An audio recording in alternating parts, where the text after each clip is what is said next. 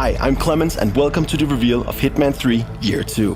Here at IO Interactive, we've been building exciting new content for Hitman 3, and I'm super excited to share more details of what you can expect from another full year of support.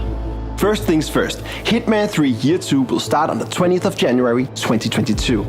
And today, I'm very excited to reveal some new details about what we've been working on. We've lined up some new reveals and details of 2 upcoming game modes and insights from our developers. So, let's jump straight into the reveal of something completely new. This is Elusive Target Arcade. We are always thinking of new ways to challenge our players and give them fresh experiences within the world of assassination. Elusive Targets have always been about recreating an experience that is both tense and impactful. You get one chance to take down your target, there are no second chances, and failure is permanent. The Elusive Target Arcade is our way to take this concept to the next level. The formula has been the same for a while now, and we are ready to mix things up. But without sacrificing what made the Elusive Target so exciting in the first place. In this new mode, you'll take on the ultimate Elusive Target challenge and earn rewards as you go. This isn't just about taking down one target anymore. The Elusive Target Arcade tasks you with taking down several targets, one after the other, without failing and with new objectives and complications thrown into the mix. If you can complete the trial, you'll earn exclusive rewards that can be used in the rest of the game. And crucially, these trials will be permanent. Once they are added to the game, they'll be available and waiting for you whenever you are ready to play them. But if you fail a trial, you'll have to wait for the next day to give it another go.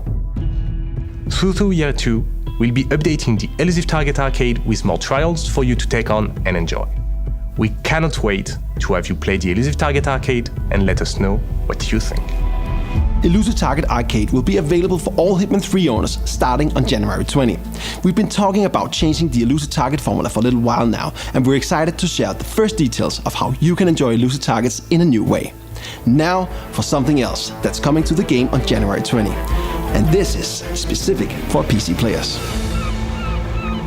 We are super happy that we can finally release the whole Hitman trilogy game and release it to the PC VR community. The gameplay is perhaps even more exciting, and with the PC version you have now 2 hands, 2 controllers, and you also have the movement of your body. When we started working on it, I think one of the first things that we knew that we wanted to get in there was to have some more physicality in some of the movements, and throwing being one of the big parts in the whole trilogy. Even in the flat game, we really wanted to nail that. So we added the same base system where you aim. Right now you aim with your left hand, so you target with your left hand, and then you fling and release with your right. And it sort of just worked out of the box. At least, I mean, we do. I think we have some footage of Klaus trying it for the very first time, and it just instantly clicked. Yeah, it just worked. Yeah. And then it started having some. We found out it had some extra stuff that suddenly you could fling from, like an underhand throw of a side throw. So you started being all ninja-like, if you wanted to do, or like a juggler almost, right? And we have a lot of different items in the game, like shurikens. Like you can really roleplay this like ninja fantasy, for instance, if that's your jam. Yeah, we also put in, stuff like the left hand attaching to the right when you're holding a weapon. What else? But the close combat with both hands now feels extremely satisfying, because you naturally go into this,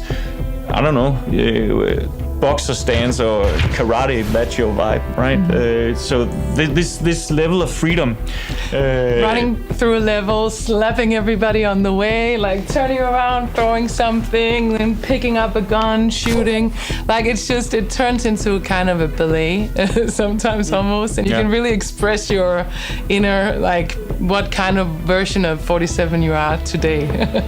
Yeah, and I would say that especially in combat, these more action-packed areas have really gotten a notch up, simply because you're not controlling an animation or a character anymore. It's you doing the movements, and that really makes you feel when you do it right, it makes you feel extremely badass, which is super extremely super elegant. Cool. Elegant as well. Yes.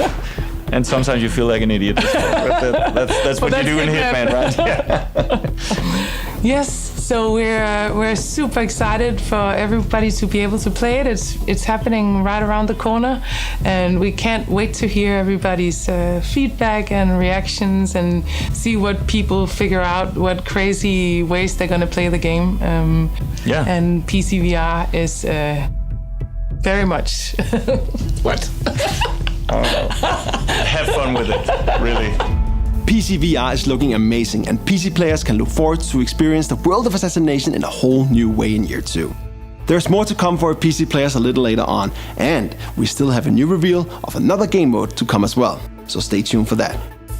Now, let's check in with some more developers at IOI who will share fresh details on some of the technical improvements that are coming to the game during year 2. We're constantly working on our Glacier technology. It's powering our existing games and all our future games as well. And we want to use the year 2 of Hitman 3 as a chance to bring some of these improvements to our players early on. Some of those improvements, ray tracing. We're going to have better reflections, we're going to have better shadows. You know, Hitman looks amazingly already, but imagine that with ray tracing.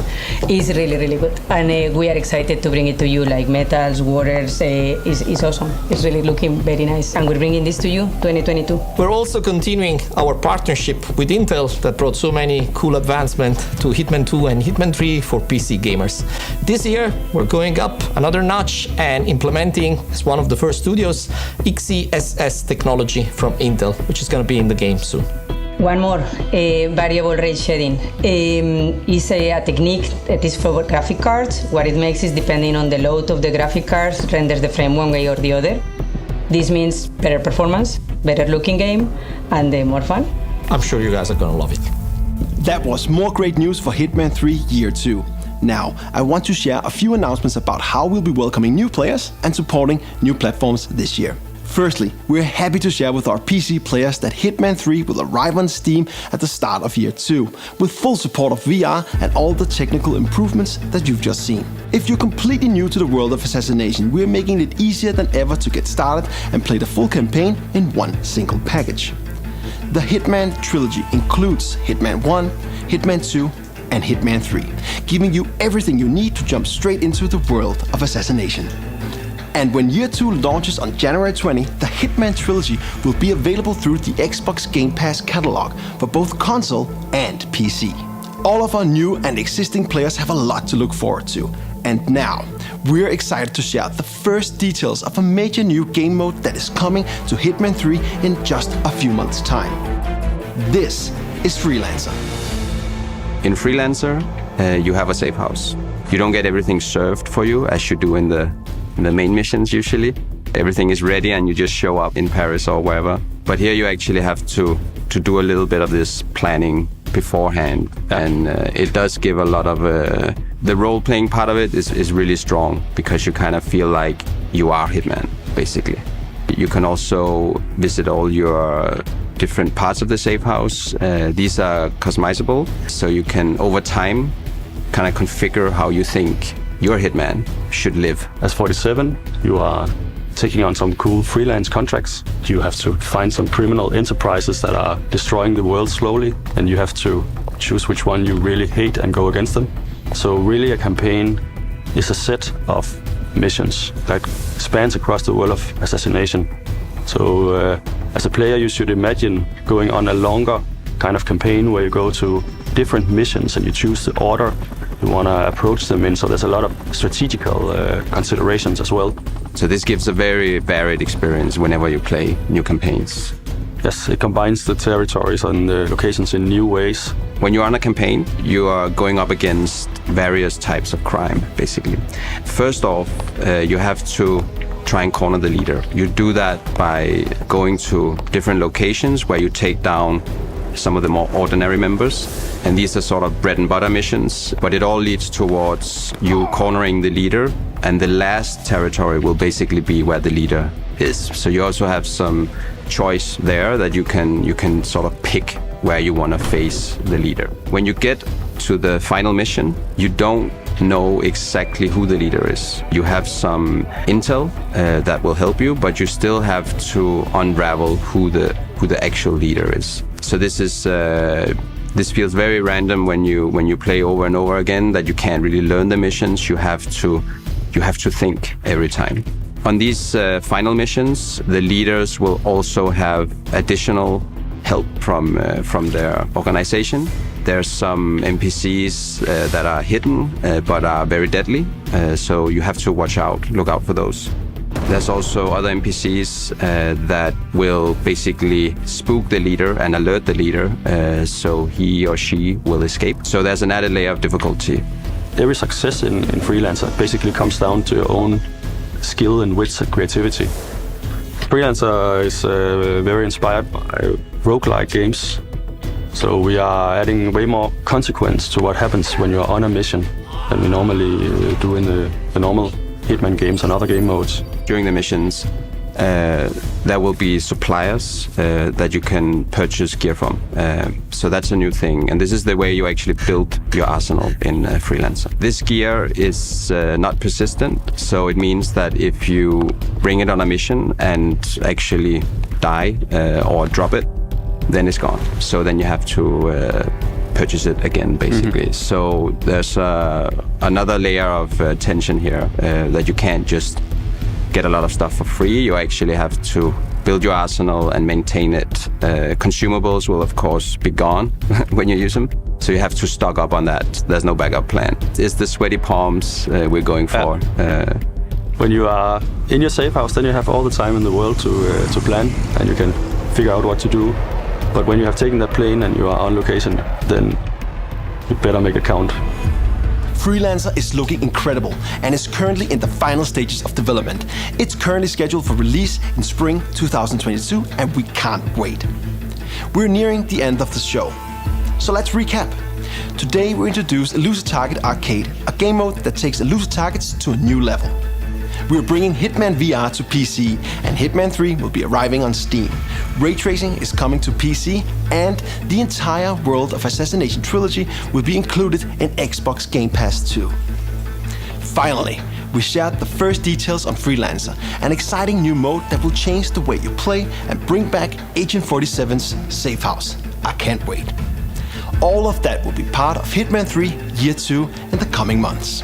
There's just one more thing I want to share before the end of the show. We have promised that there's more to come later this year, so here's the first look at something we're working on for later in Year 2. Agent 47 just doesn't stop traveling.